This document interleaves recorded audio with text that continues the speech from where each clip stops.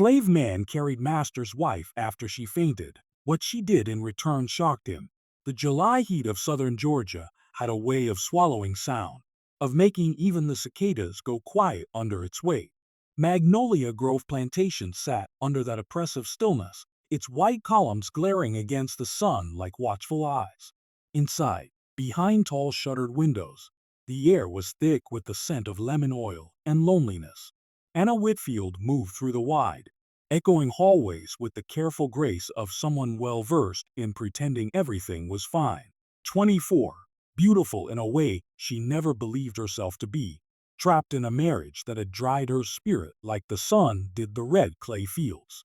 Her husband, Thomas Whitfield, was 20 years her senior and nearly always away, hunting, drinking, inspecting fields, or in Savannah on business.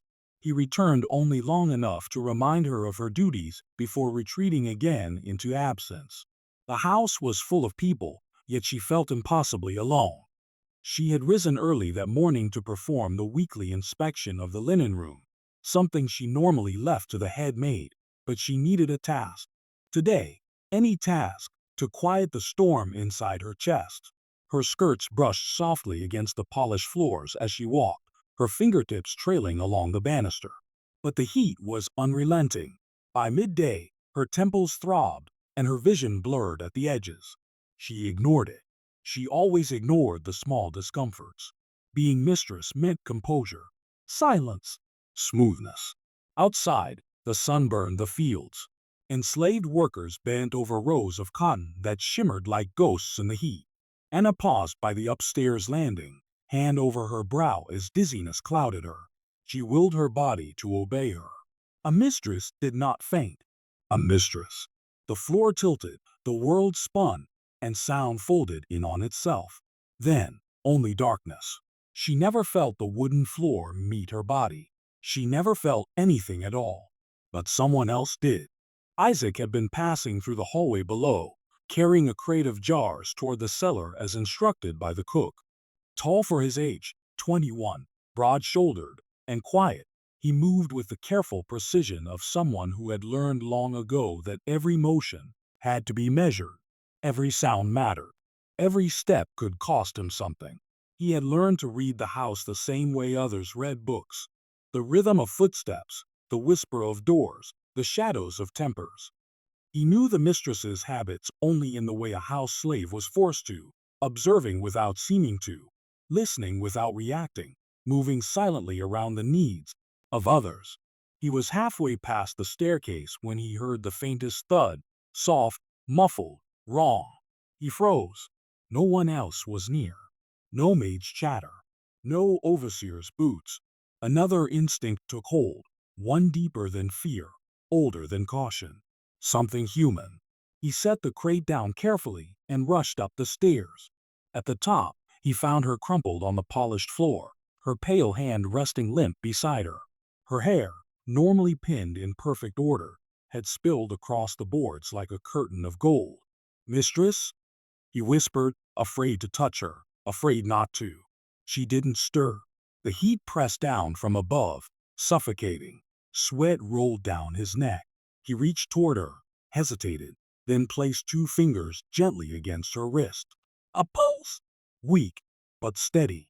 He exhaled and gathered her into his arms, lifting her with a careful strength. Her head fell lightly against his shoulder, her breath warm against his collarbone. For a moment the world narrowed to just that touch, human warmth against human skin. And then he shoved the feeling away with force. Feelings got men like him killed. He carried her down the stairs slowly, praying no one would come around a corner, praying the overseer was still in the fields, praying, "Isaac?" A soft whisper, not from her lips, from memory, from fear. He shook it off. The parlor was cooler than the hallway. He lowered her onto the settee, arranging her skirts so they did not wrinkle. His hands trembled, not from exertion, but from the terrifying awareness of what he had just done. Touching the mistress, carrying her. If anyone had seen, water, he murmured to himself and rushed to fetch a cup. Anna woke to the faint, distant crackle of cicadas and the scent of cold water against her lips. She blinked, vision still hazy, and found herself staring into a face she recognized only in glimpses. A young man, dark skin, solemn-eyed, leaning close but not too close, holding a cup with both hands as though afraid to do it wrong. He drew back immediately when she stirred. "Forgive me, mistress. You fainted." His voice was low, respectful, but she heard something beneath the surface. Nervousness, restraint, fear. How long was I out?" she whispered. "Not long. Maybe a minute."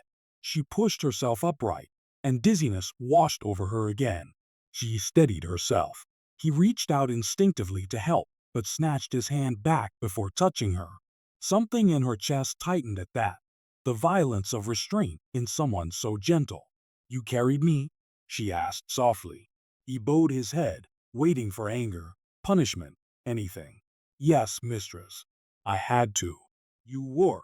I understand," she whispered before he could finish. "Thank you." The words felt strange in her mouth. When had she last thanked anyone? Her husband never thanked anyone. She had learned from him, or tried to. But now the word felt important.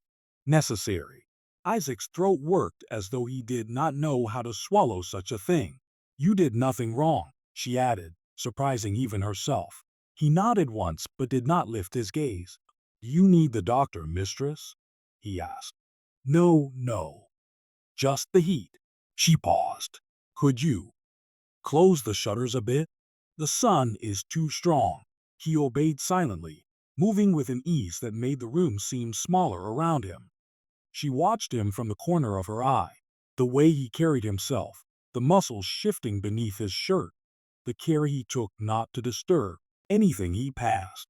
She had seen him before, of course, passing through the halls, carrying trays, standing behind the dining room chairs during supper while Thomas spoke and spoke and spoke, and she pretended to listen. But she had never really seen him. Not like this. Not like someone who existed beyond the edges of her world. When he turned back to her, the room was dimmer, cooler, calmer. "Is that better, mistress?" "Yes," she whispered. "Much better." A silence settled between them. Not the cold, suffocating silence she shared with her husband, but something warmer, something alive, something that made her pulse flutter with a strange, unfamiliar awareness. She looked at him too long. He looked away too quickly. She cleared her throat. "What is your name?" He hesitated, as though the question itself was forbidden. "Isaac, mistress." "Isaac," she repeated softly. The name felt good in her mouth. Solid. Human. "I don't think we've ever spoken before." "No, mistress." His hands were clasped behind his back, knuckles whitening with tension. "Have you been in the house long?" she asked. "Since I was 13. "So young." "Too young." Another silence. This one heavier. "Isaac," she said quietly, "I am grateful for what you did." He shifted. Anyone would have done the same. She doubted that. She knew the overseer certainly wouldn't have. The room felt suddenly smaller. The air between them felt charged in a way she couldn't name. Not improper, not yet, but dangerous all the same. He stepped back toward the doorway.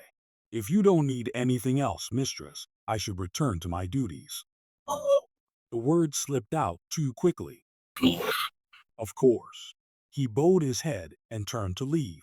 Then she heard herself say what she hadn't planned to say at all. "Isaac?" He paused. Her heart hammered, though she didn't know why.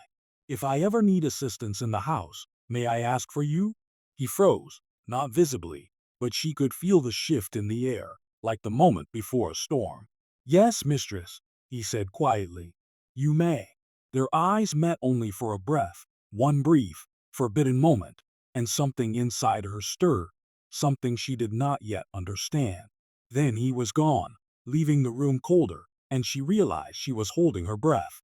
Far away, thunder rumbled over the horizon. The first storm was coming. The storm broke just after sunset. Thunder rolled across the Georgia fields like distant cannon fire, a sound that always made Isaac uneasy. The memories it stirred were not his own, stories passed among the enslaved like quiet warnings. Raids, punishments, disappearances muffled by all too convenient thunder. Lightning flashed, illuminating the plantation yard in harsh white streaks. The air smelled of wet earth and something older, something restless. Isaac hurried across the veranda, carrying a stack of firewood the cook insisted must be stalked before the storm worsened. Though the rain had started, he moved quickly, hoping to avoid drawing attention. The overseer, Mr. Hale, had been in an ill temper all afternoon, and storms only made him meaner. Isaac slipped inside the side door of the main house, shaking water from his sleeves as quietly as he could. The hallway lamps flickered under the pressure of the wind. He had not expected to see her again today. He did not think she would seek him out after such a strange moment in the parlor, one that made his pulse tighten with equal parts caution and confusion. A mistress thanking a slave was not normal. A mistress speaking to him like he was a person was not normal either. He should forget it, he told himself. But humans do not forget humanity easily. He moved down the corridor toward the parlor, intending to leave the wood by the hearth. As he stepped through the doorway, he nearly stopped short. She was there. Anna Whitfield sat near the window, looking out over the darkening storm. The shutters were half closed, but she must have opened them again after he'd left earlier. A candle glowed beside her, its flame trembling in the draught, casting soft light across her face. She looked pale still, though steadier than before. She turned slightly when she heard him enter. "Isaac," she said quietly, "you're soaked." I can dry by the stove, mistress," he replied, eyes lowered. "Didn't mean to disturb you." "You're not disturbing me." The way she said it made something inside him not warmth, not affection, but something dangerous in its own right. Recognition, curiosity, things that had brought punishment to many before him. He placed the wood by the hearth, keeping his movements steady. The rain began to beat harder against the windows, rattling the panes. She rose from her seat slowly. For the first time, he noticed she carried a slight limp, perhaps from her fainting earlier. She steadied herself against the back of a chair. "You're still unwell," he said before he could stop himself. Her gaze lifted, startled by his concern. Then a faint, worn smile touched her mouth, gentle, tired, human. "I will be fine. I've had spells before. They passive." He nodded, needing to step back, put distance between them. "Should I fetch someone for you, mistress? Mrs. Keaton, or—" "No." She looked away. "I don't want the whole house fussing." A gust of wind slammed against the shutters. She flinched. He did too, though more subtly. "Storms unsettle you?" she asked. He hesitated. "Not the storm itself, mistress. Just what it sometimes means." She regarded him with a strange, searching expression, one he did not know how to read. "You may sit for a moment," she said softly. "The rain is too heavy to send you back out." His breath stopped. No mistress said that. No mistress asked a slave to stay. "It isn't proper, mistress," he said, careful, very careful. "I don't mean sit with me," she corrected gently. "Only rest by the hearth until the worst of the rain passes. The overseer would have your hide if you slipped in the mud carrying wood." That was true. Isaac bowed his head slightly and stepped toward the hearth's edge, careful to remain several feet away. A respectful distance. A safe distance. He lowered himself onto the small stool normally used by the maid who tended the fire. Silence settled over the room, broken only by the rain and the occasional rumble of thunder. Anna moved closer to the nearest shutter, her hand resting on the wood as though she could feel the storm through it. "Today frightened me," she said quietly, not looking at him. "Collapsing like that. I thought I was stronger." "You are strong, mistress," he said without thinking. She froze. He swallowed hard, lowering his eyes again. "Forgive me. I spoke out of turn." "No," she whispered. "You didn't." Another silence, heavier now. Then she slowly turned to him. "You reacted faster than anyone else in the house would have. I was the only one nearby, mistress." Even so, her gaze held him, not commanding, not cold, not the way a mistress looked at a slave. This was something else. something he did not know how to defend himself against. "You must not speak kindly to me," he murmured. The words slipped out before he could stop them. She blinked.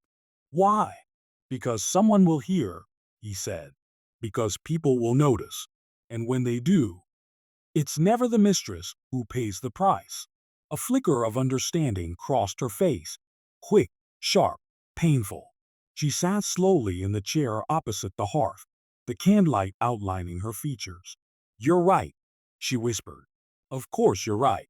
The admission seemed to cost her something. The storm grew louder, the thunder closer. Anna clasped her hands in her lap, her knuckles turning faintly white. "May I ask you something, Isaac?" she said softly. "If it pleases you, mistress. When you found me earlier, what did you think?" she asked. "When you looked at me lying there on the floor." Isaac felt the question like a blade drawn across his skin. He had no safe answer. "I thought you were hurt," he said honestly. "And when you realized I wasn't." He hesitated. His voice lowered. "I was relieved." "Relieved," she repeated, almost to herself. "Not troubled that you had to." "Touch me?" He stiffened. "It frightened me, mistress," he said plainly. "Because if someone saw, I don't know what would have happened." She looked down. "I didn't think of that." "I know, mistress." Her shoulders sagged. A quiet crack in her composure. She drew a shaky breath. "I don't know how to speak to you," she confessed. "Is that strange? I'm the mistress of this house, and yet today I realized I don't know how to speak to someone who—" She paused. "Someone who helped me. Someone who spoke to me like—" She did not finish. A dangerous sentence left undone. "Like a person," Isaac finished quietly. Her eyes lifted sharply, guilt, shame, and something he could not name reflected in them. "Yes," she whispered. "Exactly that." The storm raged outside, rattling the shutters. Neither moved. He watched her with caution.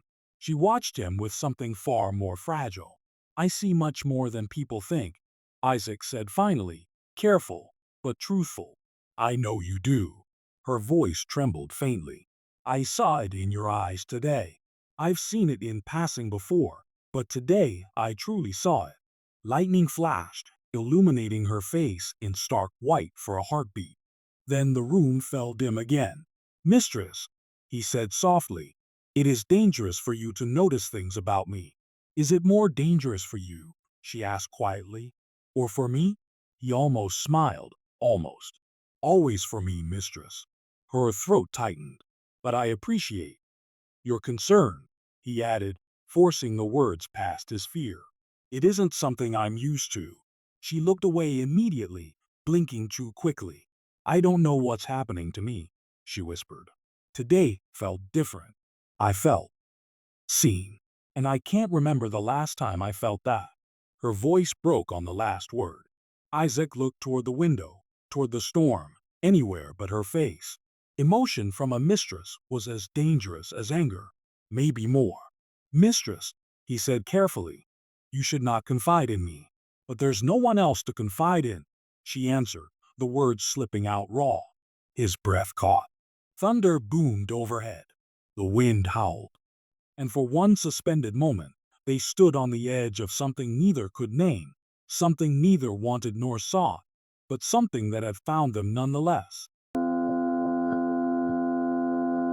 Isaac rose slowly. "Mistress, the rain is easing. I should return to the kitchen." She stood too quickly, reaching out before catching herself. Her hand dropped. "Thank you," she said. "Not for the wood. Not for carrying her earlier. For something larger. Something wordless." He bowed his head. "Good night, mistress." He stepped toward the door. "Isaac?" He stopped. Her voice was quiet, fragile. "I'm glad it was you who found me today." He did not answer. He couldn't. He stepped into the hallway and closed the door behind him, his pulse racing with a fear he could not explain. Inside the parlor, Anna sat heavily in her chair, staring at the candle, realizing her hands were trembling. Neither of them would sleep easily that night. Both of them knew something had shifted. Neither knew what would follow. The storm left Magnolia Grove drenched and strangely quiet the next morning. A gray mist clung to the magnolia trees, and the earth smelled of rain, thick, raw, unsettled. Isaac rose before dawn as he always did, slipping out of the slave quarters before the others stirred. The storm had seeped into his dreams all night, blurring thunder with the memory of the parlor, of candlelight flickering against the mistress's face, of her voice, fragile and searching. He tried to shake the thoughts away. Thoughts were dangerous. Thoughts made a man hesitate, and hesitation could get him killed. The plantation yard was slick with mud, the puddles reflecting streaks of morning light. Isaac moved quickly toward the stable, where the overseer usually began his morning inspection after a storm. If Mr. Hale found any of the night's damage unattended, he would take it out on the nearest body, usually Isaac or one of the boys. But when Isaac reached the stable, he stopped short. Mr. Hale wasn't there. Instead, near the far stall, Thomas Whitfield, the master himself, was examining a broken section of the fence. He must have returned from Savannah during the night without anyone knowing. The carriage tracks were still visible in the wet earth. Isaac swallowed hard and lowered his gaze. Whitfield was a tall man, broad at the shoulders, his jaw perpetually tight as if holding back contempt for the world around him. His presence made the air feel colder. "You there!" Whitfield barked. "Get over here." Isaac obeyed instantly, keeping his steps measured. Whitfield pointed to the broken railing. "Storm took this down. I want it repaired before noon." "Yes, sir." "And find out who left that wagon half out of the barn last night," Whitfield added. "If I see my equipment again lying in the rain, I'll have Hale deal with whoever's responsible." Isaac kept his expression blank. He knew exactly who had left the wagon, Hale himself, stumbling drunk through the yard before the storm broke. But he said nothing. "Yes, sir," Isaac repeated. Whitfield grunted and walked off toward the main house. Isaac watched him go, a knees twisting in his gut. The master being home unexpectedly changed everything. His temper was unpredictable, his suspicions sharper, and his punishments harshest after traveling. Isaac set to work immediately. By mid-morning his hands were raw from pulling and fitting new boards, but the fence stood straight again. He wiped sweat from his brow and checked the sky. Clouds still hung low, but the rain had ceased. He carried his tools toward the shed, but as he passed the servants' entrance of the main house, he heard footsteps behind him. When he turned, Anna Whitfield stood in the doorway. She wore a pale blue morning dress, her hair loosely pinned, her face still carrying the faint pallor of yesterday's fainting spell. She must have seen him from the window or heard the hammering. Their eyes met, only for a breath, but the air changed in that instant. "Isaac," she said quietly. He bowed his head. "Mistress, are you hurt?" she asked. He blinked. "Hurt, mistress?" "Your hands." Her voice was soft, almost apologetic. "They look." He quickly curled his fingers to hide the raw skin. "It's nothing, ma'am. Just work." She stepped closer. Too close. The threshold of the doorway framed her, light behind her like a halo. "You repaired the fence alone?" she asked. "Yes, mistress." She hesitated. "I saw Thomas earlier. He seemed in one of his moods." Isaac didn't respond. He wasn't allowed to. "He returned late last night," she continued. "He didn't wake me when he came in." A pause. "He usually doesn't." He stood very still, unsure why she was telling him this. She must have sensed his confusion, because she looked away. "I only meant." She took a slow breath. "I hope he wasn't unkind to you." Isaac blinked.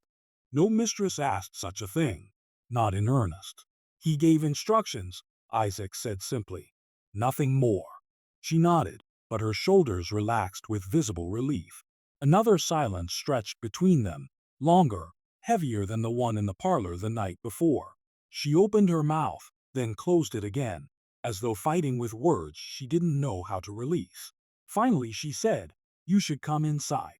Isaac's heart jolted. "Mistress? You're soaked with mud. And your hands. Please, let me send for linen and salve." It would take only a moment. He stepped back immediately. "No, mistress," he said quickly, lowering his voice. "I can't be seen going into the house unless sent for. Not with the master home." Her expression faltered. She hadn't thought of that. I didn't consider," she whispered. "Of course. You're right." Thunder grumbled faintly in the distance, a leftover echo from the night before. Isaac shifted the tools in his arms. "Is there anything else you require, mistress?" Her lips parted as if she had more to say. Many things, perhaps, but she forced them closed. She drew back into the doorway. "No." "Thank you, Isaac." It should have ended there. But when he turned to leave, she spoke again, quietly, urgently. "Isaac?" He stopped. "Be careful today," she whispered. "Thomas is restless.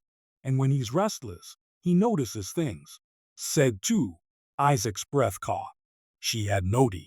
He nodded once, slowly, gratefully, without lifting his eyes. "Yes, mistress." Then he walked away quickly, heart pounding, the warning burning in his mind like a brand. The rest of the day passed in a blur. Whitfield barked orders. The overseer prowled the fields with his whip hanging ominously from his belt. Isaac stayed as invisible as possible. But Anna's words followed him like a shadow. He shouldn't think about her concern. He shouldn't even remember it. A mistress worrying about a slave meant nothing, except danger. Danger for him most of all. By late afternoon, he was summoned to the main house again, this time by Mrs. Keaton, the housekeeper, not Anna. "The mistress wants the windows in the music room open," Mrs. Keaton said. "But she's resting in her chamber. She wants the room aired before she comes down." Isaac obeyed, silently grateful it wasn't a direct summons from Anna herself. He entered the music room with measured steps.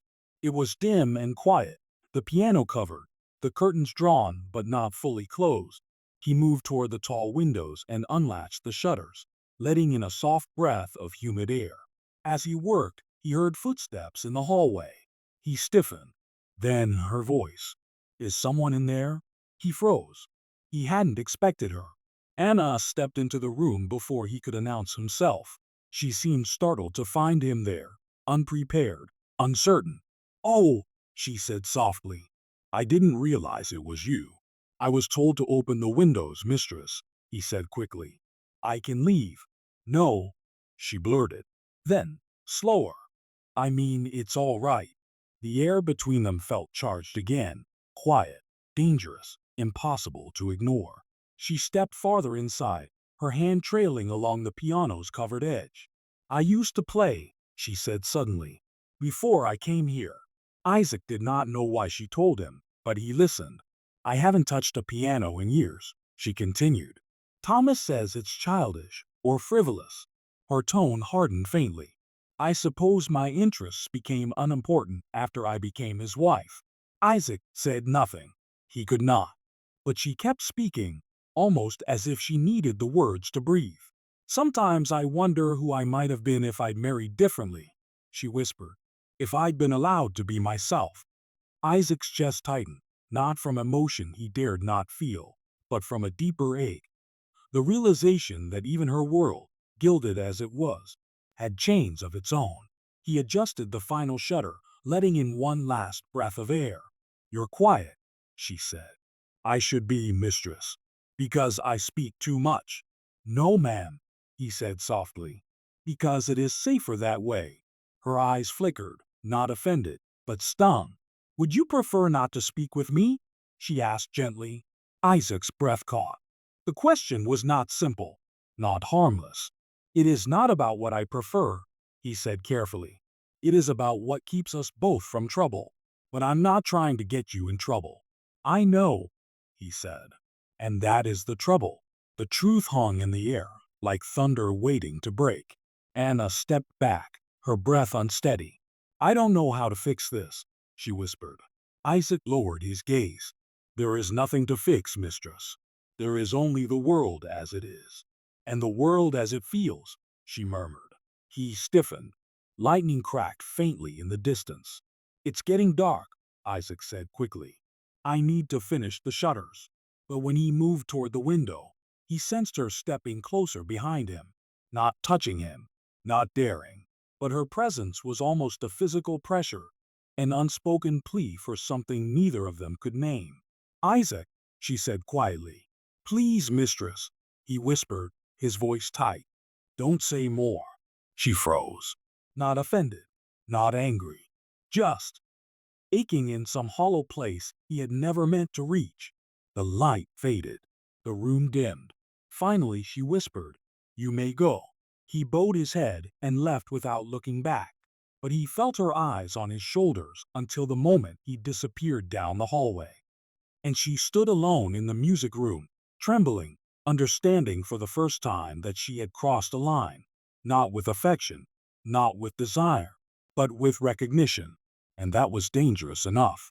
The storm that had shaken the house earlier had passed, but the night left behind a heavy, restless stillness, the kind of silence that presses against the walls and forces every secret into sharper, more dangerous shape. Eleanor sat alone in her parlor long after supper, the candle she lit melting down into thin, curved spines of amber wax. She hadn't touched her tea. She hadn't touched anything since that moment in the wine cellar when she woke in Isaiah's arms. The memory of it still clung to her like humidity. Her breath trembled as she recalled how he had looked down at her, how his voice had tried to stay even and respectful though she could hear the fear beneath it. The fear for her, not of her. That was what unsettled her most. Her husband had never looked at her that way. Not once. She pressed a hand over her chest, as if she were trying to hold her heartbeat still. It had scarcely slowed all day. Not since the cellar. Not since she'd opened her eyes and found him whispering her name like it was something fragile, something breakable. A loose floorboard in the hallway creaked. She startled upright, nearly knocking over the candle. Footsteps, soft, restrained, someone moving carefully, someone who did not wish to be heard. She knew who it was before the doorframe darkened with his shadow. Isaiah stopped just outside the parlor, keeping his head slightly bowed, as if entering her gaze alone might condemn them both. Mistress? His voice was a quiet question. You rang for me? Her breath caught. She hadn't. Not this time. She had avoided summoning him all day because she did not trust herself, not her voice, not her eyes, not the trembling that ran along her hands. Each time she remembered the warmth of his arms around her unconscious body. No, she replied, rising from her chair. I didn't call you. Why did you come? Isaiah hesitated, clearly torn between speaking plainly and staying within the boundaries expected of him. I saw the candlelight. Thought you might need something before retiring. His words were reasonable. His tone was reasonable, yet nothing about the way he stood there felt reasonable. Something pulsed between them, not desire in the forbidden sense, but gravity. A pull born from trust, from fear, from the undeniable impact they now had on one another. Her hand lifted instinctively, as if to reach for him, then froze mid-air. She crossed her arms instead. Come inside. Close the door. He obeyed. The latch clicked shut with a sound that made Isaiah swallow hard. He remained near the door, shoulders tense, ready to flee if footsteps approached. Eleanor gestured to the chair opposite hers. Sit. He didn't move. I ain't allowed, ma'am. She sank back into her seat, frustration and guilt tangling together. She should never have asked. She should never have wanted to. The rules of the house, the rules of the entire South, were a cage with bars she had never bothered to examine until now. You saved my life yesterday, she whispered. And today I pretended it never happened. That was cruel of me. Isaiah's expression softened, though he kept his eyes lowered. You owed me no thanks, mistress. I did what any decent man would do. Her breath hitched. Any decent man. Mistress Eleanor, he added quickly, as though softening the boldness of his words. The candle sputtered, its flame bending with a faint draft, reminding them how fragile the quiet was. Eleanor rose, pacing to the window. Outside, the fields were silver beneath the moonlight, long rows glowing faintly like ribs of some sleeping beast. You said something earlier, she murmured without turning around. When I fainted, before I woke, I remember only a piece of it. Isaiah stiffened behind her. "I didn't know you were awake enough to hear." "I wasn't," she whispered, "but I felt it. Your voice. It didn't sound frightened. It sounded—" She hesitated, struggling with the word. She had never spoken it aloud to anyone outside of hopeful, private prayers. Gentle. Silence stretched long, waited. Isaiah's voice came out low, almost hoarse. "I thought you were dying, Mistress. I ain't never carried a white woman before, let alone the master's wife. Thought I'd be flogged for even touching you. I didn't think much at all except wanting you to wake up." Her throat tightened. "Why?" He exhaled slowly. "'Cause you treat folks kinder than most. 'Cause I didn't want harm comin' to you. 'Cause—" He stopped himself. He shook his head hard. "Don't matter why. Shouldn't have said nothing. Forget it." But she couldn't. His words were stitched into her now, impossible to remove. Eleanor turned to him at last. The moonlight from the window cut across his face, carving sharp lines of shadow along his jaw and cheekbones. He looked strong and breakable all at once, like a man who had carried too much for too long. "Yesterday," she whispered, "you carried me as if I were precious." Isaiah's chest rose sharply. "You are, Mistress. To somebody." The honesty of it struck her so deeply she had to grip the back of her chair to steady herself. Not because he wanted something from her, there was nothing he could gain, but because it was the first time in her adult life that a man had spoken to her with sincerity instead of expectation. Footsteps suddenly sounded in the corridor, heavy ones. The overseer's gate. Isaiah's eyes snapped wide, fear flooding them. Eleanor acted instantly. She crossed the room, her hands trembling, and reached for him. "In there, go." She pushed open the narrow cupboard used for storing blankets and ushered him inside. He ducked his head and stepped in just as the footsteps stopped outside the parlor. Eleanor's pulse hammered against her ribcage. Isaiah's breath was loud and close. She could feel it through the cupboard door, as if the wooden panel were no barrier at all. A knock came, sharp and impatient. "Ma'am?" The overseer's voice. "Heard talking. Everything all right in there?" Eleanor forced air into her lungs and smoothed her dress with shaking hands. She opened the door only halfway, blocking the overseer's view with her body. "Yes, everything is fine. I was reading aloud. I sometimes do that." The overseer narrowed his eyes. "Reading to yourself?" She felt her stomach clench. "Is that so strange?" He grunted. "Just checking. Master didn't want disturbances tonight." Her voice stiffened. "Well, I do not answer to disturbances.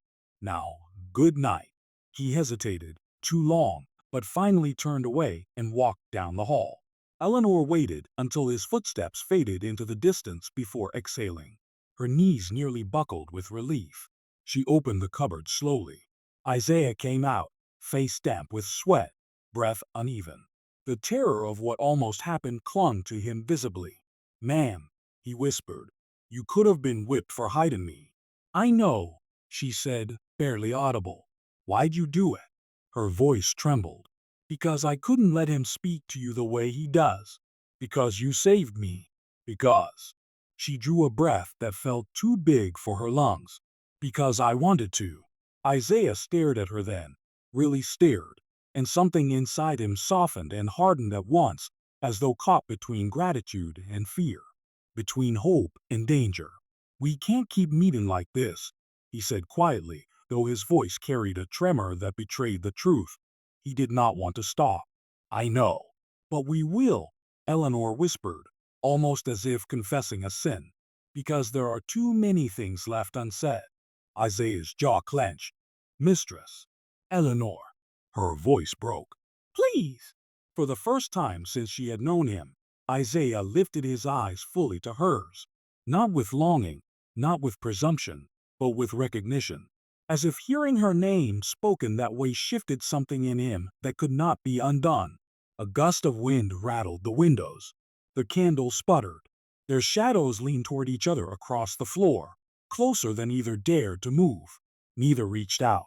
Neither stepped back. But the distance between them felt thinner than a breath.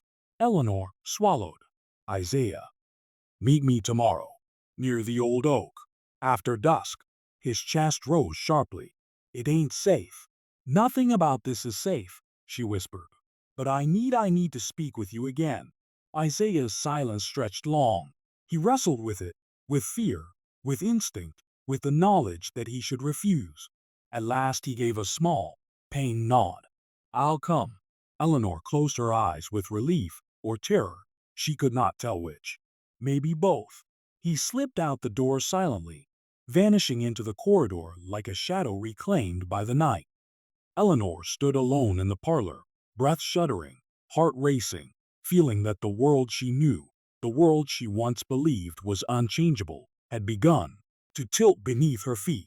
And somewhere deep inside that shift, she felt the weight of a decision forming. A dangerous one that could change both their lives forever. Night settled over the plantation like a thick blanket, the moon carving pale, trembling lines across the sprawling fields. The old oak stood on a rise beyond the main house, its branches twisting out like great arms stretching toward heaven. It had witnessed births and deaths, summers and storms, and countless secrets whispered beneath its canopy. Tonight, it would witness another. Isaiah had been there for nearly half an hour already, though he had told himself repeatedly he should not come. Every step he took toward the hill had felt like a step toward some invisible cliff edge.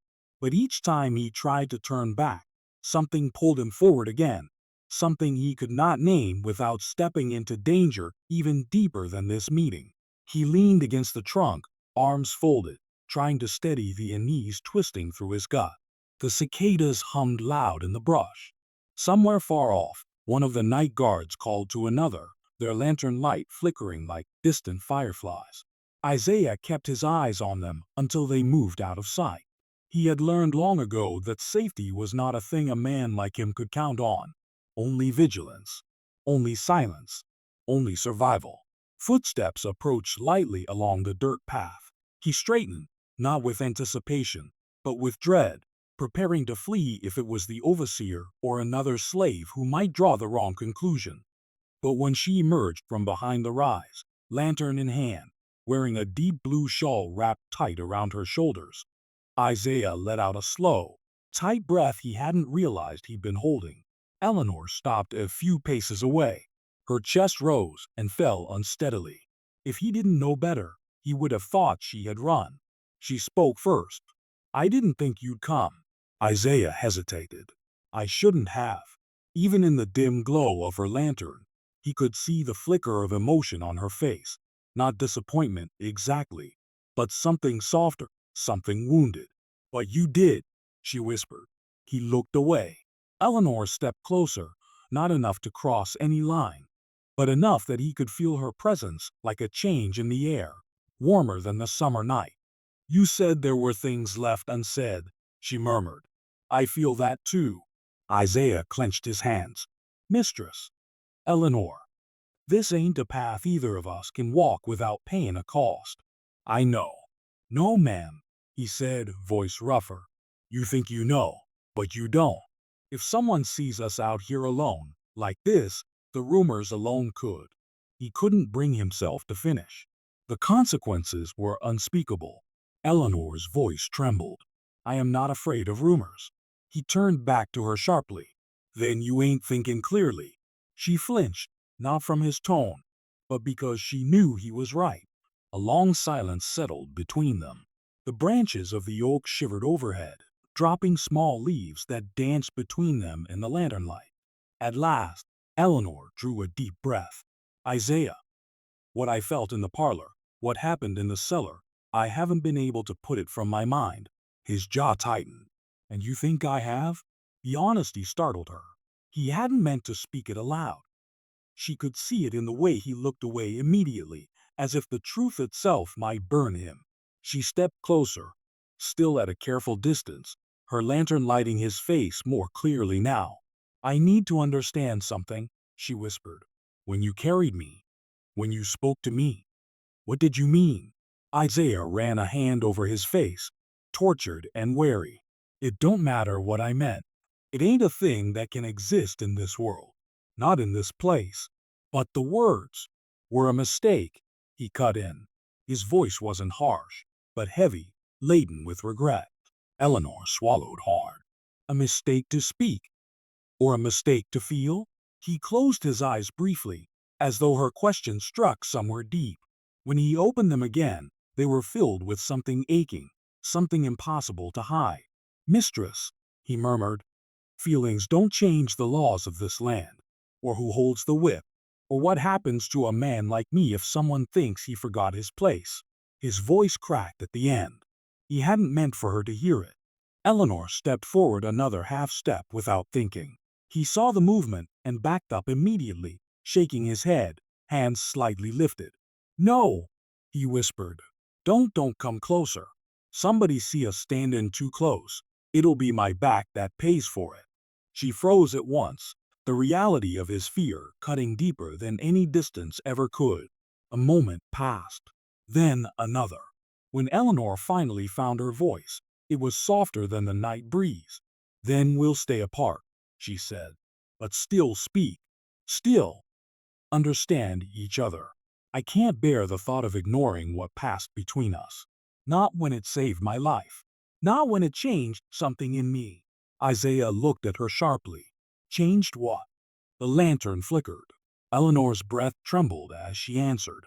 My entire life I've lived in a world built for men like my husband. Built at the expense of men like you. I saw it, but I didn't look. I heard it, but I didn't listen. Until you carried me out of that cellar, and for the first time in my life, someone held me without ownership, without demand, without expectation. Isaiah swallowed hard. His voice came low, unsteady. I ain't never held a white woman before. I ain't never dared to imagine such a thing. But in that moment, he broke off, unable to finish. The admission itself was dangerous, reckless, but it was true. Eleanor shifted the lantern to her other hand. Isaiah, I want to help you. He stiffened instantly. Help me? Mistress, you don't understand. There ain't no help that won't hurt you in return. She took a slow breath. I've started writing letters, quietly, to Northern abolitionists, asking about possibilities. Isaiah's eyes widened in shock. Mistress, Eleanor, you can't. If your husband even sniffed something like that, he will not find out. You can't promise that, Isaiah said, voice breaking with fear. You can barely keep me safe just standing here with you. She felt the sting of truth again. Her voice lowered. Then let me try carefully, quietly. You've given me courage I didn't know I had. Let me give something back. Isaiah shook his head, torn. You risk everything for me, for something that ain't even. Her eyes lifted to his. Say it. He looked away, unable. The night pressed closer, the weight of unspoken truths hanging heavy between them. Finally Eleanor whispered, Isaiah, whatever you feel, whatever I feel, it does not have to be spoken to be real. He stared at the ground, chest rising and falling with conflicted breaths. Mistress, he murmured, you're a skin for a road that don't end peaceful. I'm asking for a road that ends with you alive. A beat, then another. Slowly, cautiously, Isaiah nodded once, the smallest gesture, yet monumental. I'll listen, he whispered. We'll talk again, but only if it's safe. Eleanor exhaled, closing her eyes briefly as relief washed over her. Tomorrow evening. The same place. No, Isaiah said quickly. Never the same place twice. Too easy to track. She faltered, surprised. Then where? Isaiah scanned the fields, thinking. There's an old smokehouse behind the west pasture. Abandoned. Nobody steps foot there after dark. Tomorrow, after supper. Eleanor nodded slowly. Then I'll be there. He began to step away, merging back with the shadows like mist retreating before dawn. But at the last moment, he paused and looked back at her. Eleanor, he whispered, the first time he had said her name without flinching. Whatever happens next, you gotta be sure, truly sure. She held his gaze steadily. I am. He looked at her a moment longer, then turned and disappeared into the darkness. Eleanor stood alone beneath the oak, lantern flickering in her hand, and realized her life had already crossed a threshold she could never uncross. What came next, whatever it was, would change everything. The abandoned smokehouse behind the west pasture had once been used to cure meat, but now it stood crooked and hollow, its roof sagging like a tired sigh. Brambles curled around its base.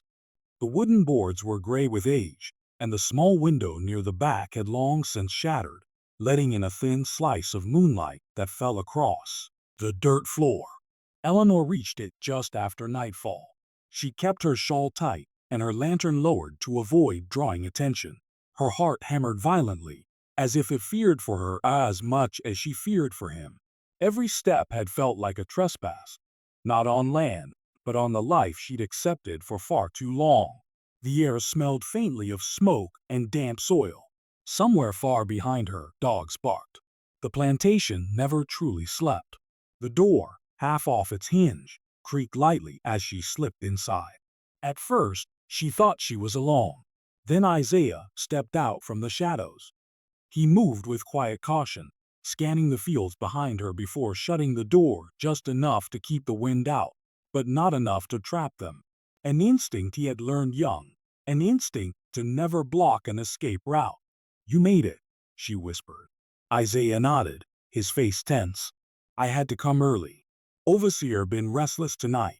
I didn't want him anywhere near this side of the property." Eleanor swallowed hard. "Are we safe?" "For the moment," he said. "But a moment's all we ever get." The wind rattled the boards overhead. Dust drifted down in faint streams. Moonlight carved a long pale shape between them, like a boundary neither dared to cross. Still, something was different tonight, something heavier, as though the ground itself sensed what was coming. Eleanor took a cautious step forward. "Isaiah, I have something to show you." He stiffened immediately. "What is it?" She reached into her shawl and pulled out a folded packet of papers, edges worn from being handled too many times with trembling hands. Isaiah's eyes went wide. "Mistress, what is that?" "Letters?" "Yes," she whispered. "I told you I had been writing. I received responses." Isaiah stared as if she'd placed fire between them. "You shouldn't have. Eleanor, you shouldn't have done something like this. They open mail sometimes. They check things. If they caught wind of you writing abolitionists." "They didn't," she said, voice shaking but firm. "I was careful. I had the maid deliver them along with orders from the dressmaker. No one questioned anything." Isaiah ran both hands through his hair, pacing once. "That don't make it safe. That don't make you safe." She stepped closer, pressing the letters into his hands. "Read them." Mistress, I can't." His eyes darted away, fear twisting across his face. But beneath it, something else flickered. Something Eleanor had begun to notice more and more. Hesitation that did not come from inability, but from habit. "Isaiah," she said softly, "I know you can read. I've known since the day you corrected the steward's count under your breath in the cellar." Isaiah froze, breath catching. He did not deny it. He only closed his eyes, shoulders trembling for a single moment before he steadied himself again. Eleanor's voice gentle. "Your secret is safe with me." Isaiah opened the first letter slowly. The paper shook in his hands, but his eyes moved steadily across the lines. The reply was short but weighty. "Mistress," he whispered, "they say there's a man in Savannah who helps folks get north. A preacher named Eli Parker." Eleanor nodded. "He's willing to arrange safe passage." Quietly.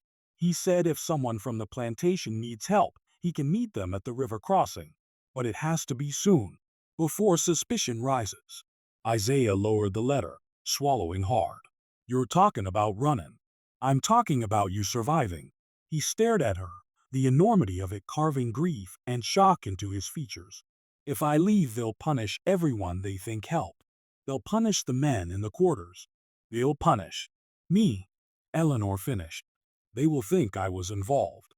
Isaiah's voice cracked. "Exactly. That's why I can't go." "But you must," she whispered fiercely.